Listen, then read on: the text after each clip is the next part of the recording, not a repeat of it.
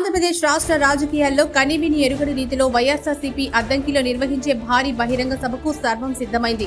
ముఖ్యమంత్రి వైఎస్ జగన్ క్యాడర్ను ఉద్దేశించి ఇచ్చే ఉత్తేజభరిత ప్రసంగాన్ని వినేందుకు 15 లక్షల మందికి పైగా ప్రజలు, పార్టీ కార్యకర్తలు, నాయకులు రాష్ట్రం నలుమూలల నుంచి తరలిరానున్నారు.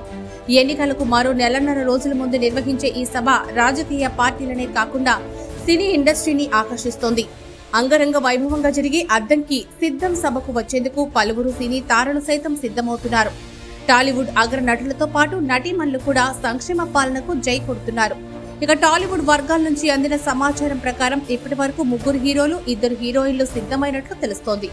తమిళ, తెలుగు సినీ ఇండస్ట్రీలకు సుపరిచితులైన హీరో విశాల్ గతంలోనూ సీఎం జగన్ పాలనపై ప్రశంసలు కురిపించిన విషయం తెలిసిందే. అద్దంకి సిద్ధం సభకు విశాల్ తో పాటు అక్కినేని నాగ చైతన్య, నేచురల్ స్టార్ నాని హాజరు కానున్నట్లు టాలీవుడ్ లో ప్రచారం జరుగుతోంది. అలాగే సీనియర్ హీరోయిన్ గోదావరి జిల్లాకు చెందిన అంజలి, బేబీ సినిమాతో కుర్రకారును ఉర్రూతలుగించిన వైష్ణవి చైతన్య సిద్ధానికి సై అంటున్నారు. మొత్తంగా అద్దంకి సిద్ధం సభ రాజకీయాలతో పాటు సినీ రంగాన్ని కూడా ఆకర్షిస్తోంది.